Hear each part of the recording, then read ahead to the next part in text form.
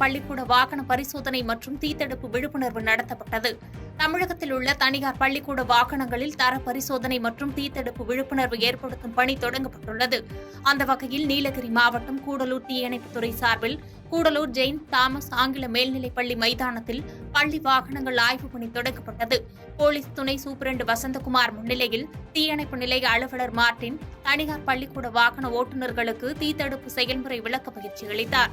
மேலும் பள்ளிக்கூடம் மற்றும் தனியார் வாகனத்தில் தீ பரவும் சமயத்தில் விழிப்புடன் செயல்படுவது குறித்து பேசினார். தொடர்ந்து அலுவலர்கள் குழு தனியார் பள்ளிக்கூட வாகனங்களை ஆய்வு செய்தது.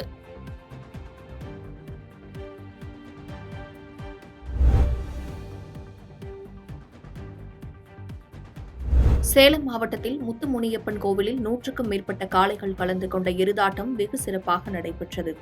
சேலம் மாவட்டம் ஓமலூர் அருகே உள்ள முத்துநாயக்கன்பட்டி கிராமத்தில் முத்துமுனியப்பன் கோவில் உள்ளது. இந்த கோவிலின் திருவிழா ஒவ்வொரு ஆண்டும் சித்திரையில் கொண்டாடப்படும். இத்திருவிழாவில் கிராம மக்கள் பொங்கல் வைத்தும் சுவாமிக்கு நேர்த்திக்கடன் செலுத்தியும் சிறப்பு பூஜைகள் செய்தனர். இதையடுத்து எருதாட்ட விழா நடைபெற்றது. முன்னதாக ஒவ்வொரு கிராம பகுதியிலிருந்தும் காளைகளுக்கு பூஜை செய்து ஊர்வலமாக அழைத்து வரப்பட்டது. இதில் கலந்து கொண்ட காளைகள் ஒவ்வொன்றும் உற்சாகத்துடன் ஓடி ஆடியதுடன் துள்ளி குதித்து பார்வையாளர்களை பரவசப்படுத்தியது. இதில் சுமார் 100க்கும் மேற்பட்ட காளைகள் கலந்து கொண்டு விளையாடியது. கோவில் வளாகத்தில் நடைபெற்ற இந்த எருதாட்டத்தை 1000க்கும் மேற்பட்ட பக்தர்கள் பார்த்து ரசித்தனர்.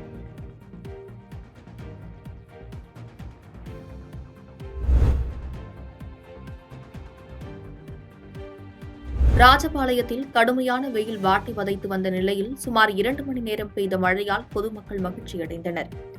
தமிழகத்தில் கோடை வெயிலின் தாக்கம் அதிகரித்து வந்த நிலையில் பொதுமக்கள் வெளியே வர அஞ்சும் சூழல் நிலவியது. இந்நிலையில் கடந்த சில நாட்களாக தமிழகத்தின் பல்வேறு மாவட்டங்களில் மழை பெய்த வண்ணம் உள்ளது. அந்த வகையில் விருதுநகர் மாவட்டம் ராஜபாளையத்தில் மிதமாக சாரல் மழை பெய்தது.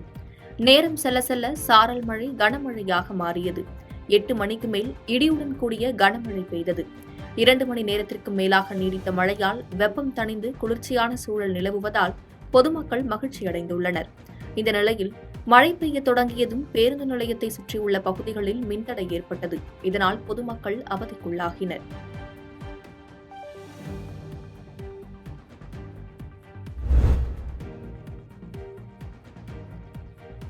திடீரென ஏற்பட்ட சூறாவளி காற்றில் பேக்கரியில் பொருத்தப்பட்டிருந்த கண்ணாடி விழுந்து 3 பேர் காயமடைந்தனர். திருப்பூர் மாவட்டம் பல்லடம் மற்றும் சுற்றுவட்டார பகுதிகளில் காலை முதலே வெயில் வாட்டி வதைத்து வந்தது.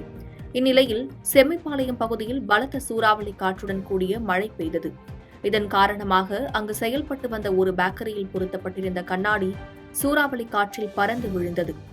இதில் அங்கு பணியாற்றிய ஒருவருக்கு காலில் பலத்த காயம் ஏற்பட்ட நிலையில் மேலும் 2 பேர் படுகாயமடைந்து சிகிச்சை பெற்று வருகின்றனர்.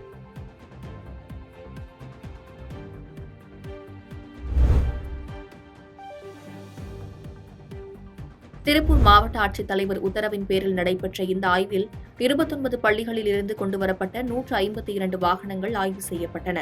வாகனங்களில் குறைபாடு உள்ளவை, தகுதி சான்று நீக்கம் செய்யப்பட்டவை, பணிமனையில் வேலைக்காக பணி மேற்கொண்டு வரும் வாகனங்கள் என மொத்தம் 23 வாகனங்களின் தகுதி சான்று ரத்து செய்யப்பட்டது. அப்போது வாகனங்களில் பிரேக் சரியாக உள்ளதா, கதவுகள் சரியாக இயங்குகிறதா, முதலுதவி பெட்டிகள் உள்ளதா என்பது குறித்து ஆய்வு செய்யப்பட்டது. மேலும் வாகன ஓட்டுநர்களின் டிரைவிங் லைசென்ஸ் மற்றும் அவர்களின் உடல் தகுதியும் ஆய்வு செய்யப்பட்டது.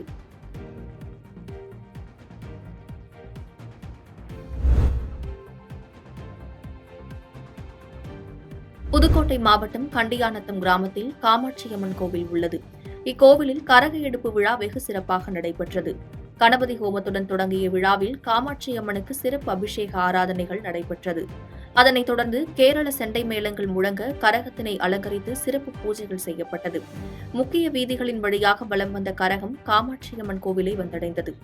அங்கு கரகத்திற்கும் காமாட்சியம்மனுக்கும் சிறப்பு அபிஷேகங்கள் நடைபெற்றது. இந்நிகழ்வில் திரளான பக்தர்கள் கலந்து கொண்டு காமாட்சியம்மன் அருள் பெற்று சென்றனர். பாதகம் செய்பவரை கண்டால் நாம் பயங்கொள்ளலாகாது பாப்பா, மோதி மிதித்து விடு பாப்பா, அவர் முகத்தில் உமிழ்ந்து விடு பாப்பா. அண்மை செய்திகளை உடனுக்குடன் தெரிந்து கொள்ள இணைந்திருங்கள் இயம்நாடு தொலைக்காட்சியுடன்.